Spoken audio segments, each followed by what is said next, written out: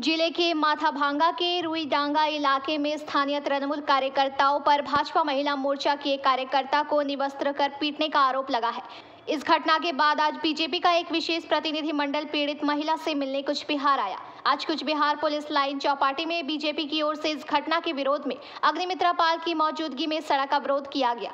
इसके बाद प्रतिनिधिमंडल अपर पुलिस अधीक्षक से मिला और बाद में उन्होंने पीड़ित महिला से भी बात की। নমস্কার, কেমন আছেন? এখন শরীর ঠিক আছে দিদি আপনার? না, শরীর ভালো নয়, মাথা ঠাতা ঘুরে কান তালিয়ে নিচ্ছে, তারপরে এমনি শরীর পুরো ব্যথা আছে, যেগুলো করে আমার চালাইছে ওগুলো করে গা খুবই গেছে না, পুরো যন্ত্রণা আছে। মানুষের আমাদের সহ্য হয় না, মাথাটা মুখে দৌড়ে যাচ্ছে। আচ্ছা, যদি মনে হয় যে অন্য কোথাও চিকিৎসা করা প্রয়োজন, আমাদের যারা দিদিরা গেছে তাদেরকে জানাবেন। হ্যাঁ, আমরা প্রয়োজনে আপনাকে কলকাতায় নিয়ে এসে চিকিৎসার ব্যবস্থা করব, চিন্তা করবেন না, ঠিক আছে? এই দিদিদেরকে জানাবেন, পার্টি আপনার পাশে আছে, আপনি একদম চিন্তা করবেন না কোনোভাবে। হ্যাঁ,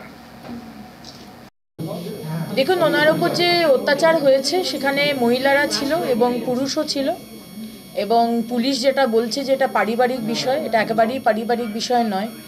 যে ভিকটিম সে বারবার বলছে যে আমি বিজেপি করি বলে আমার ওপর এই আক্রমণ হয়েছে। সুতরাং পুলিশ, মমতা ব্যানার্জির পুলিশ যদি নিজের মতো করে গল্প বানিয়ে দেয়, আমরা গল্পের বইতে শুনেছি গল্পের গরু গাছে ওঠে, কিন্তু পশ্চিমবঙ্গে গল্পের গরু নবান্নে ওঠে। নবান্নেতে গল্প তৈরি হয় এবং সেই গল্প নিচে নামে। তো সেই গল্প যদি মমতা ব্যানার্জি ভাবেন যে ওপর থেকে গল্পটা ক্রিয়েট করে পুলিশের মধ্যে দিয়ে ন্যারেটিভ ক্রিয়েট করে বাজারে ছড়িয়ে দেবেন, সেটা আমরা হতে দেব না। এখানে তাকে বিবস্ত্র করা হয়েছে, একমাত্র তার কারণ হচ্ছে তিনি অত্যন্ত সক্রিয়, আপনারা শুনলেন, বিজেপি মাইনরিটি মোর্চার উনি একজন কার্যকর্তা, এবং তাকে বিবস্ত্র করে তাকে মারধর করা হয়েছে। তার জামা কাপড় কাঁচি দিয়ে কেটে পুকুরে ফেলে দেওয়া হয়েছে। সুতরাং এর তো নন বেলেবল সেকশন দেওয়া উচিত ছিল। পুলিশ এখানে বেলেবল সেকশন দিয়েছে। পুলিশ ভিকটিমের কাছ থেকে কোনো নেয়নি, কি বলে ওটাকে, মানে তার বয়ানই নেয়নি, স্টেটমেন্টই নেয়নি।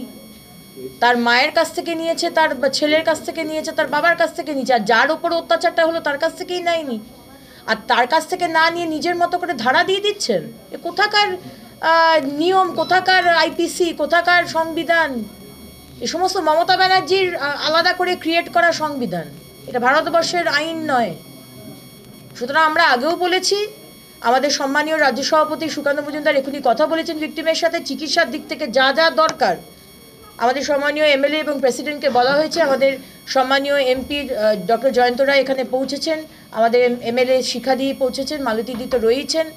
আমরা আমাদের রাজ্য সভাপতি বলেছেন যা যা করা দরকার আমরা সেটা করব। আদালতের দিক থেকে যা যা করা দরকার, চিকিৎসার দিক থেকে যা যা করা দরকার, উই উইল ডু দ্যাট।